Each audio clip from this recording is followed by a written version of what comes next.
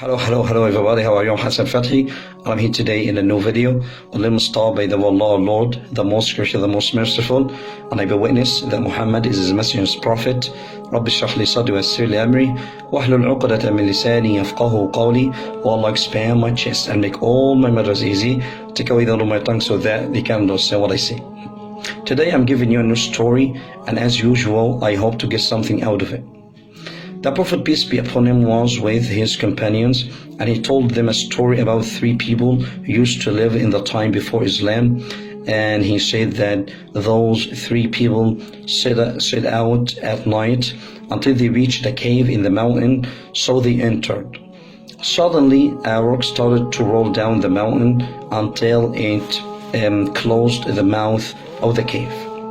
So they told each other, nothing can save us from our critical situation but to invoke Allah with our good deeds that we have done only for His sake.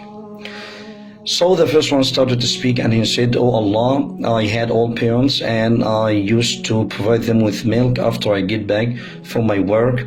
So one day I was delayed at my work by chance, so I went home very late. I milked the sheep for them, and I went with milk to give them food or milk, and I found them asleep, so I hated to wake them up. And I had some kids and I had a wife, and they were very hungry, but I hated to give them any food or milk before my parents, so I stayed by the bed of my parents until it was dawn, so they woke up and they quenched their thirst. So Allah, if I did this only for you, please relieve us from our critical situation." So the rock started to shift a little bit, but it was not wide enough for them to get out. The second one started to speak, and he said, "Oh Allah, I had a cousin girl, and she was so beautiful, and she was the dearest to my heart, and I wanted her so badly that I asked to have sexual relation with her, but she refused. After a while, she had some kind of difficulties. She needed money so badly, so she came to me and she asked for money.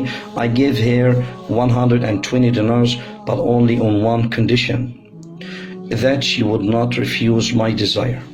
She accepted, and when I was about to fulfill my desire, she said to me, 'O Abdullah, O slave of Allah, do not outrage my chastity, but by the name of Allah or by marriage.' So I refrained and I let her go with all the money. Oh Allah, if I did this only for your sake, please relieve us from our critical situation." So the rock started to shift a little bit, but it was not wide enough for them to get out.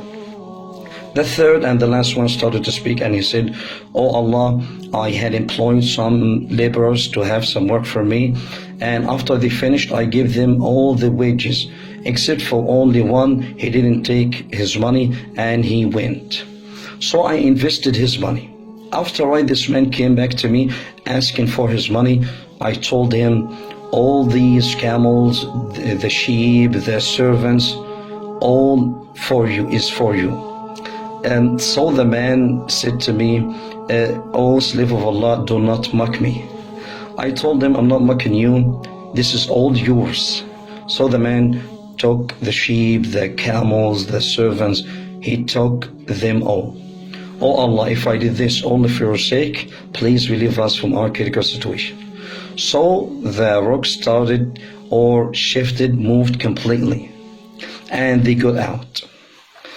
This story tells us something, and a very important thing. If you do something only for the sake of Allah, Allah will help you in the time of need. So I want to end this with a good statement. If you recognize Allah, if you acknowledge Allah in time of ease, He will know you in time of adversity. I hope you got it, and please don't forget me your da'wat. May Allah accept them all. Bye-bye.